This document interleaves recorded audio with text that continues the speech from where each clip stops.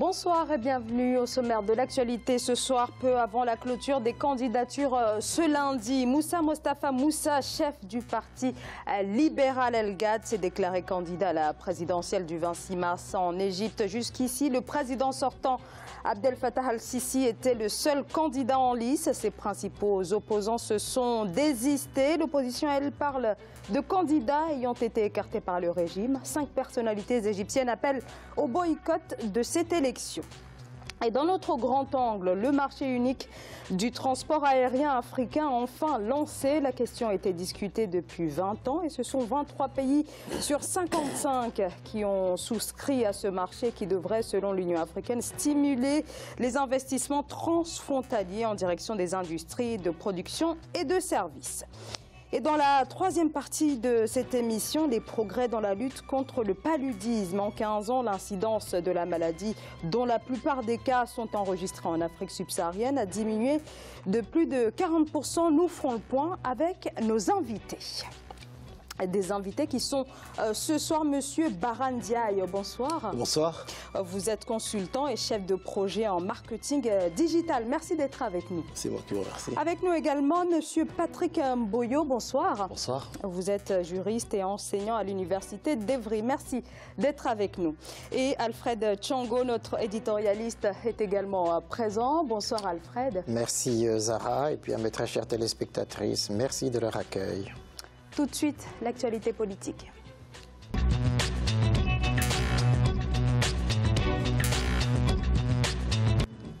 Et en Égypte, donc, le président Abdel Fattah al-Sisi aura finalement un adversaire. Moussa Mostafa Moussa, le chef d'un petit parti libéral, veut affronter à la présidentielle du 26 mars le président sortant. Moussa Mostafa Moussa, qui soutenait encore, il y a encore quelques jours, la candidature du président sortant, assure avoir réuni le nombre nécessaire de parrainages. Les précisions de Vina Nodin. Rebondissement à quelques heures de la clôture des candidatures pour l'élection présidentielle égyptienne. Le président actuel, Abdel Fattah al-Sisi, alors seul candidat en lice, va faire face à un candidat de dernière minute, Moussa Mostafa Moussa. Le chef du parti libéral égyptien El Ghad a annoncé ce lundi 29 janvier 2018 avoir déposé son dossier de candidature à la commission électorale après avoir rassemblé les parrainages requis. Une candidature de dernière minute qui soulève de nombreuses questions. Avec un parti en faveur du président sortant, Moussa Mostafa Moussa serait-il un adversaire crédible? On pourrait se poser beaucoup de questions. On a l'impression que ça a été orchestré derrière et que c'est fait exprès, effectivement, peut-être pour arranger l'image du parti libéral. Ce monsieur a toujours été en fait un soutien de al-Sisi.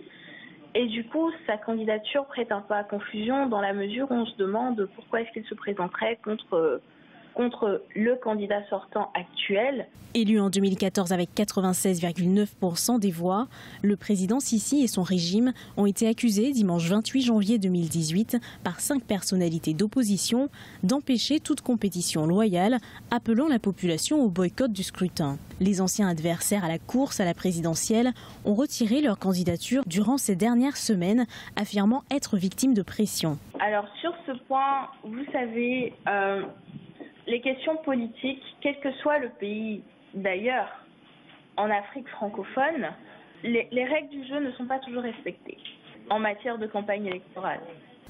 Abdel Fattah al-Sisi, à la tête du pays depuis 2014, sera-t-il réélu? Le premier tour de l'élection présidentielle égyptienne, qui se déroulera du 26 au 28 mars 2018, donnera des éléments de réponse. Le maréchal Sisi dirigeait l'armée quand il a renversé le président islamiste Mohamed Morsi en 2013.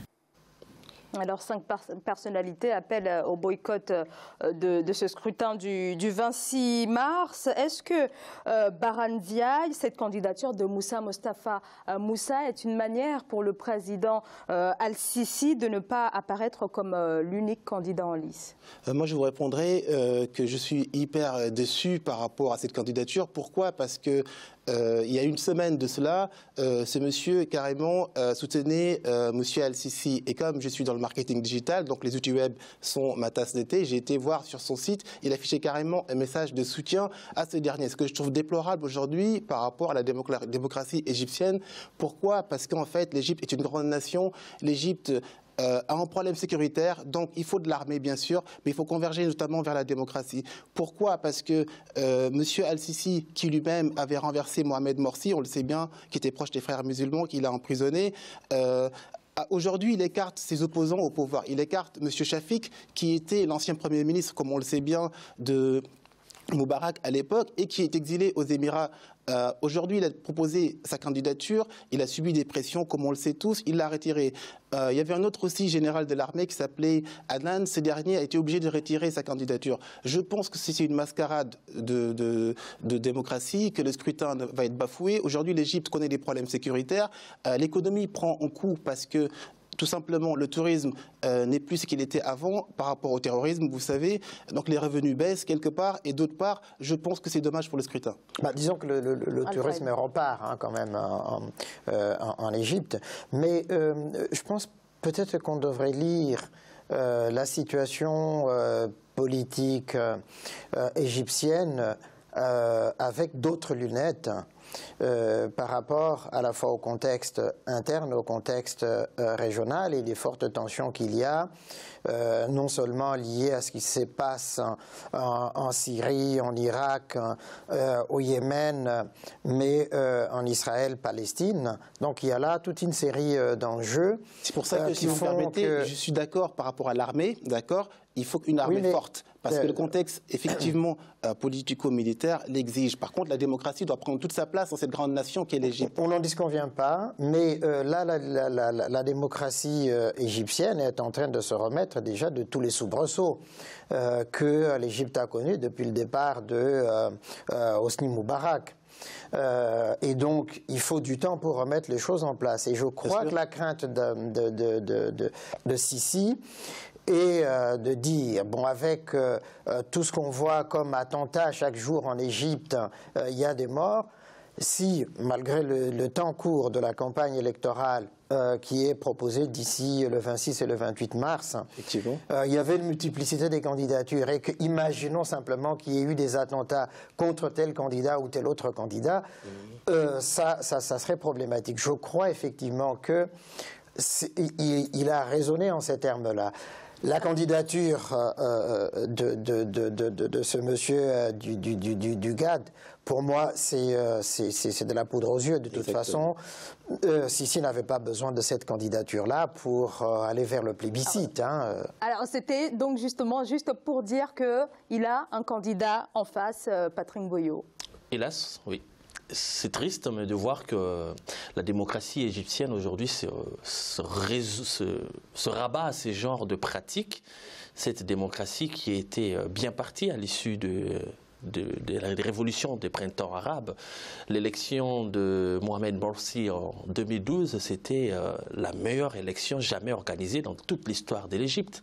Mais qu'est-ce qui s'est passé après? On a vu bis repetita de ce qui s'était passé à Gaza, il y a exactement 10 ans plus ou moins, lorsque le Hamas a remporté les élections, au cours d'une élection aussi très bien organisée là, sur toute l'étendue de la Palestine, qu'est-ce qu'on a dit aux Palestiniens? Vous avez mal voté, il faut retourner aux urnes ou bien vous serez punis. Conséquence, Israël va lancer l'opération Plomb Durci pour punir Gaza pendant plusieurs mois, soi-disant pour aller chercher un soldat qu'ils n'ont jamais retrouvé par ailleurs et qu'il a fallu retrouver plus tard suite à des négociations. Et c'est la même chose que les Égyptiens ont face à... C'est la même menace à laquelle était confrontée la population égyptienne après l'élection de 2012. On leur a dit, vous avez mal voté, soit vous faites partir ce monsieur, soit Israël envoie ses chars pour occuper les Sinaï et les autres. Laissez-moi terminer, s'il vous plaît. Non, mais pour Mohamed Sisi... Mohamed Morsi. Morsi, pardon. Tel n'était pas l'enjeu démocratique. C'est-à-dire que les craintes qui ont surgi après son élection et les garanties qu'il avait données de se séparer des frères musulmans, cette garantie avait sauté parce qu'il allait de plus en plus vers les frères musulmans, vers une forte islamisation, justement, de l'Égypte. Au détriment d'autres... Si je peux rebondir par rapport à ce que vous avez dit, Mohamed Morsi a été élu avec le soutien de qui? C'était justement les frères musulmans qui constituaient le plus grand réseau politique sur les toutes. Pas seulement grâce à eux. Laissez-moi développer ma pensée, s'il vous plaît. Pas seulement grâce à eux, mais à tous les Égyptiens. Principalement grâce au réseau des frères musulmans, puisque pendant toute la dictature... Vous n'allez pas dire que tous les Égyptiens, non, j'ai dit principalement. J'ai dit principalement. J'ai dit principalement. Mais ça ne tient pas la route. Mais oui, ça tient la route parce que quand on a un échiquier politique qui est très étendu, qui couvre pratiquement tout le territoire national, plus que tout autre échiquier, plus que toute autre organisation politique, dites-moi comment on peut remporter les élections derrière. Donc c'est grâce principalement aux frères musulmans, et il a été loyal avec eux. Comment on peut dire à quelqu'un qui a été élu sur la base d'un soutien avec un programme commun avec les frères musulmans, désolidarisez-vous de votre programme, dédiez-vous et puis... on va céder la parole à Bahram Ndiaye qui veut intervenir. Exactement. Si on veut refaire cette histoire-là, on va mettre Shafik qui est carrément un opposant majeur aujourd'hui, Ahmed Shafik qui est un opposant majeur en Égypte aujourd'hui. Donc l'ex-premier ministre. Exactement. Pourquoi? Parce qu'en face de Morsi, à l'époque, il était là. Il avait eu 48% des voix. C'est pas négligeable. Aujourd'hui, il veut se représenter et notre cher Al-Sisi ne refuse sa candidature. C'est-à-dire que là, il y a un de ses amis qui est bien sûr Moustapha Moussa, qui est bien sûr connu pour être un de ses très proches, qui se présente. Pour moi, c'est une mascarade. Donc, c'est dommage, encore une fois, je le répète, par rapport à la démocratie égyptienne. Et je pense que l'Égypte mérite mieux que ça. Comment expliquer que les principaux opposants soient actuellement hors jeu complètement? Vous avez parlé de Ahmed Shafik, mais on a aussi Mohamed Anwar Sadat, donc le neveu de l'ancien président Al-Sadat. Comment expliquer qu'ils soient tous aujourd'hui hors jeu finalement? Sadat qui était mort tragiquement dans des circonstances qu'on connaît tous lors d'un défilé militaire pour commémorer l'indépendance, il me semble, à l'époque. Et du coup, je pense que aujourd'hui Al-Sisi, ce qu'il fait, c'est une politique de je fais taire tout le monde, je fais taire tout le monde et une armée très forte. Ça peut marcher, mais ça ne peut pas continuer. Je pense qu'il faut un peu de sagesse dans ce qu'il fait et un peu d'ouverture d'esprit, d'autant plus qu'il est assez jeune quand même comme président et laisser une porte ouverte vers la démocratie.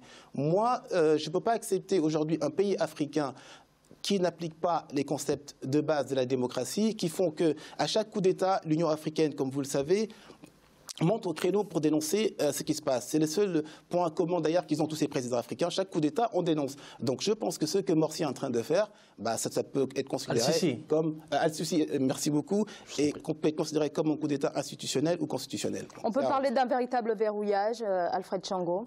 Oui et non. C'est-à-dire qu'au niveau politique, Sisi voudrait avoir concentré les pouvoirs dans sa main, mais il n'écarte pas justement les autres courroies de la démocratie égyptienne, la radio, la télévision, les ONG, quand même, etc. On a souvent pointé une attaque à la liberté de la presse. On parle aussi beaucoup de ces emprisonnements, mais aussi des appels aussi à la peine capitale qui sont assez élevés. Donc, oui, ça existe. Mais la presse, elle est libre en Égypte. Les ONG sont libres en Égypte. C'est seulement la classe politique que Sisi essaie de museler parce que la crainte est justement avec tout ce qui se passe tout autour et puis il ne faut pas oublier ce point qui est très important, le point de la sécurité et tous les attentats qui ont lieu en Égypte presque chaque jour. Il ne faut pas oublier ce point-là.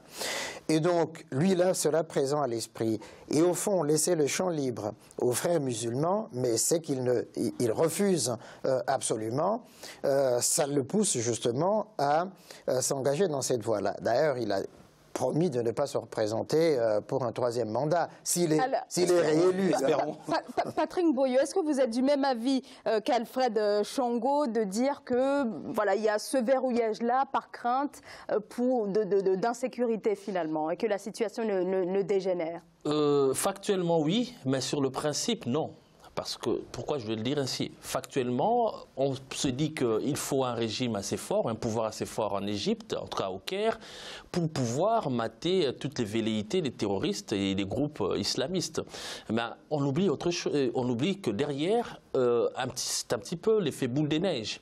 À force d'avoir un pouvoir autoritaire au Caire, on alimente un petit peu l'argumentaire de ces groupes qui disent voilà, il y a un pouvoir à la solde des puissances impérialistes, comme on le dit, et puis nous sommes là pour vous libérer. Et derrière, il y a la sympathie de la population. Demandez-vous comment les frères musulmans ont pu garder la main sur l'Égypte, parce que je continue encore à le dire et à croire aujourd'hui, c'est sa principale force politique en Égypte. Il n'y en a pas d'autre. Comment ils ont pu réussir cela? Grâce à la sympathie de la population. Ils se sont mis dans une logique victimaire. Ils se sont présentés comme des victimes du régime de l'ancien président qui était sur place, Moubarak. Et cela qui a permis qu'ils gardent cette sympathie, qui s'est manifestée notamment à l'élection de 2012.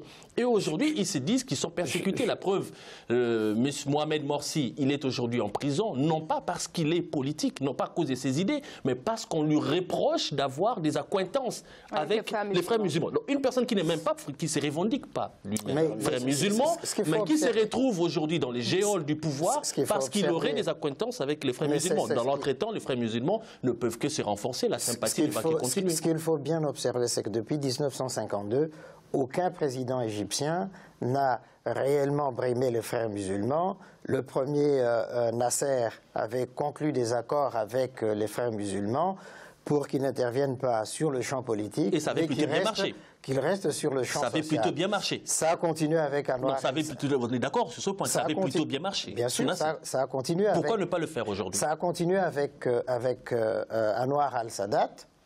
Ça a continué avec Moubarak. Tant qu'il ne piétinait pas les plates-bandes politiques, ça marchait. Mais sauf qu'avec Morsi, là, il y avait un mouvement de bascule. Et ce qu'il ne faut pas non plus oublier, c'est que beaucoup d'Égyptiens qui avaient manifesté à la place Tahrir contre Moubarak n'avaient pas manifesté pour que les frères musulmans arrivent au pouvoir.